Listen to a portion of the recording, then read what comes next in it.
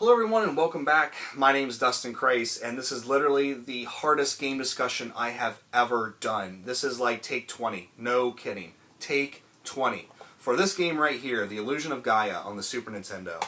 And yeah, this is actually a really great game for the Super Nintendo. I just beat it today. It's the second part of the Heaven and Earth trilogy brought to us by Quintet. The first part being Soul Blazer, the next part being Terra Enigma, and then it's sort of unofficially continued with the Grand Stream Saga on PlayStation 1. Now, of course, Quintet is no longer with us, so that's sort of the end of the series. But, yeah, a really great action RPG that unfortunately, it fell into that same problem with most Japanese RPGs during this era, which is that they just couldn't fit all the storyline onto the cartridge. And the storyline is a bit butchered, and there are going to be a couple times you're scratching your head going, what the fuck is going on? But for the most part, it is a very enjoyable game to get through. There is a bit of a frustration level if you're like me and you get to the end and you kind of screw yourself. But we'll talk about that in the gameplay. The storyline involves a young character named Will, who wants to follow in his father's footsteps and become an adventurer. And he starts to explore this tower and inadvertently gets injured and gets knocked out and meets this character called Gaia, sort of in his dreams, I guess. And Gaia, tells him, hey, there's this comet coming and it's going to cause all this disaster on the planet and you need to stop it. So Will sets out to find these 6 mystical statues that will grant him the power to stop the comet and save the world. Now, the storyline gets a little crazier than that, of course, as these things tend to do. But, yeah, it's a great call to adventure that, unfortunately, through the translation and then also through Nintendo's censorship policies, the storyline gets a little bit butchered. And the censorship comes in during this really funny scene. It's not funny by what's going on the screen, but it's funny because of the translation. The kids find themselves in this primitive village, and they notice all these skeletons around. They're talking about how, oh, there's a famine going on here, and those skeletons are the skeletons of people who have died of hunger. And you're like, okay, I'll buy that. Well, then the natives come into the village and capture them and tie them to sticks, and then they're starting a fire, and you're like, wait a minute, that can't possibly be what's going on here. So I looked it up, and sure enough, this is a village of cannibals. But apparently Nintendo thought that we couldn't handle cannibals over here in the States, so they changed it. And when you play that sequence, you can really just tell how the translators, how forced it is that they had to make this seem like it was something else than what it actually was. Really quite funny when you get into it. But yeah, the storyline, really good. I wouldn't say it's engrossing. It's not like a Final Fantasy VI or like a Chrono Trigger or something like that. But it will keep you playing just to see what crazy, zany place they go next. Because you'll go to places like the Great Wall of China and the Nisca Lines and things like that. And you'll kind of think to yourself, this world doesn't look like our world, but it has things in it from it. So by the time you get to the end of the game, you'll kind of see where it's going. I just wish this game had... I wish it would get like a 3DS port or something, like a Virtual Console port with retranslated. And because they could put more, text into those files. I wish they would do that. I really think that would be something awesome. If when they port these games to the Virtual Console, they go back and retranslate them. I know that's going to be a big cost and blah, blah, blah, blah, blah. But there's fan translations out there that they can use, and better translations than they can use. So, but anyway, yeah, it'll keep you going, but at the same time, you're just kind of like, I wish I had a better translation. The gameplay is really quite interesting because it is a simple action RPG, but it does throw some interesting things into it, in that Will can transform between 3 different forms, basically. Will himself, the Dark Knight Freedom, and then this energy being called Shadow. And they all have different abilities, like Will can dash underneath like small alcoves in the walls to get across.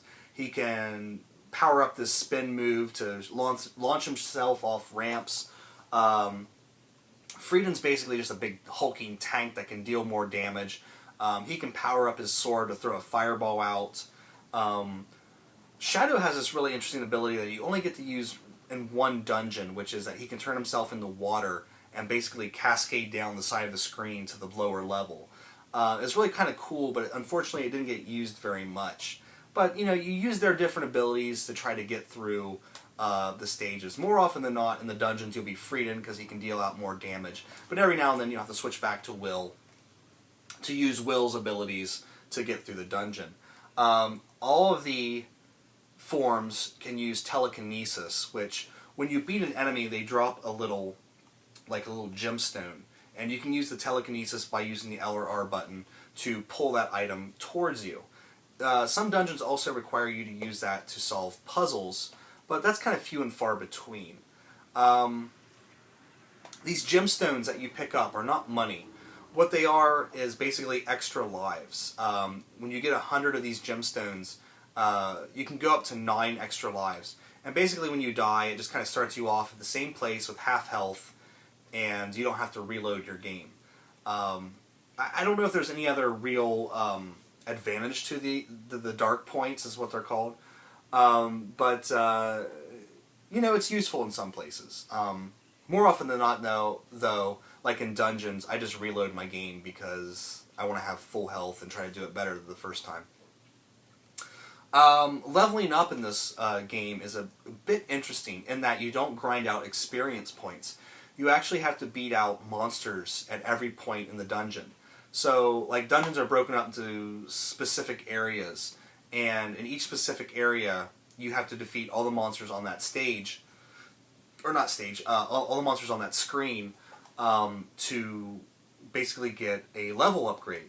And when you defeat that last monster, it'll slowly throw this orb up in the air, and it'll either be a heart, a sword, or a shield. And if it's a heart, you get more health. If it's a shield, you get more defense. If it's a sword, you get more strength. This is the only way that you get powered up in this game. So you want to, when you go through the dungeons, make sure you wipe out every enemy in the dungeon. What else from the gameplay standpoint? That's really basically kind of... the frustration level. There are a limited number of healing items in this game. And if you use them all up by the end of the game, like I did, you're going to find yourself in a tough state because the last dungeon is basically just a boss gauntlet. And you fight 3 bosses and you get a save point which will heal you back up. And then you have to fight 3 more bosses which are harder, and it's just harder to get through those bosses without getting hit. Specifically because on the second round of 3, the first and the third ones are really quite difficult. And if you don't have a healing item, you can't get past them, which I had to restart my game quite a bit to try to get past them. But I finally did, and then the final boss is a pushover. So my advice to you when playing this game is when you get herbs, save them. Save them in your inventory and wait until the end of the game to use them. If unless you have to. Graphics. The graphics are actually really good for this game. I was really quite surprised. Very bright and vibrant colors. The sprite work for Will and Frieden and Shadow is quite awesome. Sometimes when Will's just standing still, there will be a wind blowing, and it'll blow his hair and blow his tunic and things like that. It looks really cool. Shadow is a really nice sprite work because he's like constantly pulsating with energy. And the other character models in the game are kind of simple compared to the main characters, but that's usually how it is in these games. The sprite work itself is really good. Like when Will has to kind of shimmy across these very narrow passageways, he'll put himself up against a wall and shimmy across, And it just goes to show you, because they had in modern games, you can just put the character model that way and have them do it. No big deal. But in these older games, they had to completely redraw that sprite. And it just kind of goes to show you the amount of detail that they put into this stuff. But yeah, the graphics are really good, really bright and colorful. Big sprites, gotta love that kind of stuff. The music. There are some really good tracks on this game, but it just seems like the music is very subdued. And it reuses a lot of the same tracks over and over again. Like I think like the dungeon themes are, if not the same theme every time, they're very similar. And it just kind of gets a bit repetitive. Though there were some tracks, like specifically the track that plays during the final, like the final cutscene before the end of the game. I really like that song. It's very subdued and very silent, but it's a very cool track. You know, again, this is something I would like to see, like an updated version of this game with like the music done in more of a bigger fashion. But you know, as you're playing the game, it services the game very well. So yeah, all in all, I'd say The Illusion of Gaia is a very great game out there. A lot of people, you know, hold it in very high regard. I don't know where I'd put it on a list. I really enjoyed my time with it, but I don't really think it's like one of the best games out there. But it's definitely, you know, I would say a middle tier game. I probably get some hate for that, but you know, just because the butchering of the story, the simplicity of the gameplay. I mean, it's a fun game. You're gonna have a great time with it, but you're not going to hold it, you know, up there with like, you know, the Chrono Triggers and the Final Fantasies and the Super Metroids and things like that. You know, it's just kind of, you know, when you start collecting for the Super Nintendo, you get the big games, and then like once you get those big games, you're like, okay, what's next? And I would say Illusion of Gaia would be one of those games. But definitely enjoyed my time with it, and I'm definitely going to, you know, looking forward to not recording this video again because I just made it through it. Yes, we're going to drink to that. I don't know what it was, man, but I could not do this video worth shit. Now, I'm probably going to get done with this and look back at the footage, and it's going to be all blurry because it's out of focus. That'd just be my luck. But anyway, I'm going to go do something else.